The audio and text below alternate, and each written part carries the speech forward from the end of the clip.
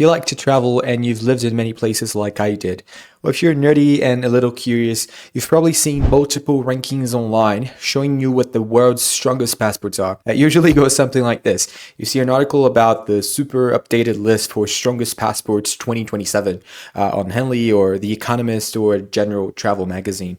Unsurprisingly, they're all the same, 8 or 9 European passports in a row, with maybe Singapore, Japan, or the UAE thrown in there for good measure. But what does passport strength even mean? If you look carefully, virtually all the lists have a single criteria: visa-free travel. Now, don't get me wrong, getting a visa is a pain, and being able to effortlessly roam around with no pre-planning is a flex. I'm eternally grateful that I could do that myself for so many years that I did. But is that really the only criteria we should consider? A passport, which represents a nationality, a citizenship, a cultural identity, surely means more than just short-term travel privileges, don't you think? So today, we're going to have a look at passports beyond tourist visas and show how this best second passport for you might be very different from what these rankings suggest. Let's start. Country perception. Being a dual citizen of two quite different countries myself, I could experience firsthand how your treatment differs depending entirely on where people think that you're from. If you take the US and Canadian passports, for example, they will afford you virtually the same visa-free travel. But it's hard to argue that Canadians won't have an easier time moving around. As a Canadian, you're more likely to have pleasant conversations, less likely to be targeted by crime or terrorism, and might just be treated more positively simply for not being American. Another example is Israel and Argentina. They might have the same mobility on paper, but Israelis are outright banned from multiple countries altogether. As an Argentinian, you might be asked about beef or Patagonia or Lionel Messi, but as an Israeli right now, conversation starters might be entirely different. During my travels, I met multiple Israelis who would travel with second passports or downright lie and hide where they were originally from so as not to cause trouble. Freedom of movement. As of 2026, the United Kingdom and Poland have exactly the same amount of visa-free access, but ever since Brexit, British people no longer have freedom of movement within the EU, meaning that while Polish people can live, work, retire, and travel indefinitely in 30 other countries, British people are limited to, well, pretty much Britain and Ireland. The same comparison applies to Canada versus the Czech Republic, Latvia, and many other European countries. Equal on paper, but very different in reality. So depending on where you want to live, an extra passport might make a huge difference even if you already have a grade A passport to start with. This is exactly what happened to me when I got my second passport. Labor privileges. Let's take Switzerland, for example. Even though Switzerland is not part of the European Union or the European Economic Area, most EU citizens have an easier time working in Switzerland.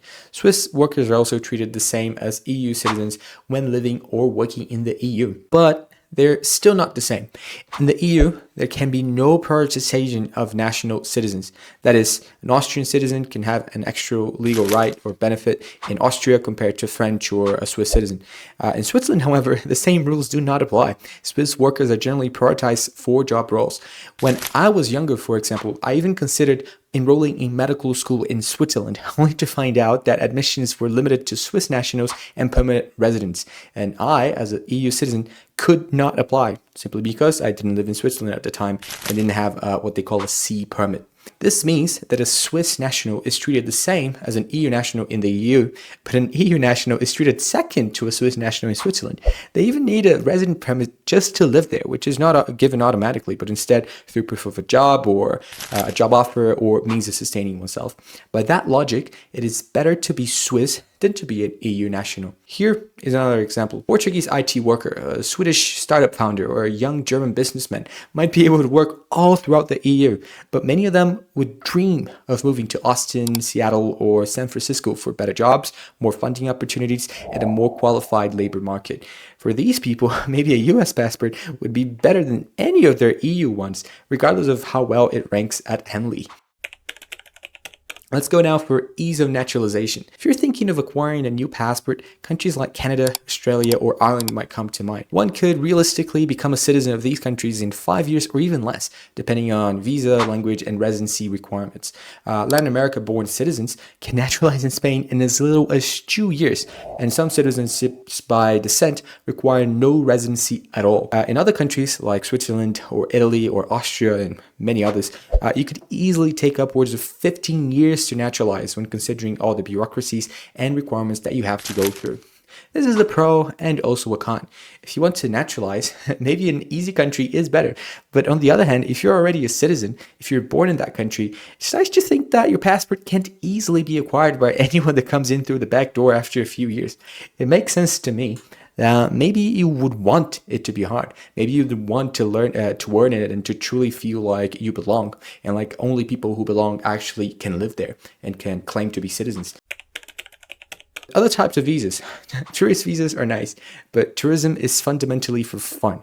Business, immigration, and work visas might be considered infinitely more important. When I went on a working holiday in Australia, for example, I applied for the 417 visa and got approved within 5 minutes. It was pretty much instant. For Italians, Frenchies, and Germans, this is their go-to visa to go to Australia. If you happen to be Portuguese or Spanish and a bunch of other nationalities, however, you are entitled to the 462 visa, which has language requirements, minimum education backgrounds, and limited quotas for applications. The same goes for someone wanting to work or to invest in the US. Canadians have NAFTA agreements, which make it very easy. Australians have the E3 visa, which is a visa tailored specifically for them. But Europeans largely lack these opportunities, meaning it might be much harder for them to move, even for a job opportunity there, even if they really, really wanted to. For investors, an E2 visa is great, but a lot of third world countries have no such option. And so you can see that countries with very similar passports might afford you vastly different benefits.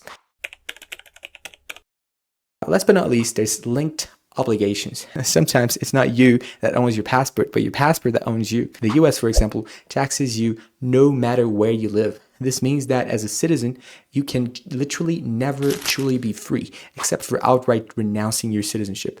This alone has generated millions in taxes paid and has prompted thousands to renounce their citizenships altogether.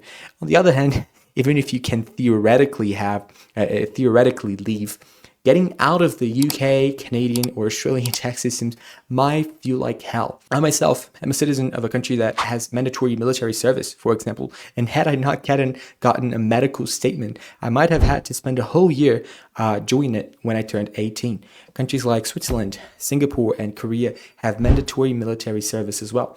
Are you willing to go through it? Some authoritarian countries might prosecute you for things you say, things you think, even things you don't say. And years after you've left the country, you could still be targeted. Is that really worth an extra country or two in your visa-free travel list? Visa-free travel is a convenience, but where you can live, work, invest, and build a life, and what obligations come attached with that, that's what a passport is really about. The best passport in the world might definitely not be the best passport for you.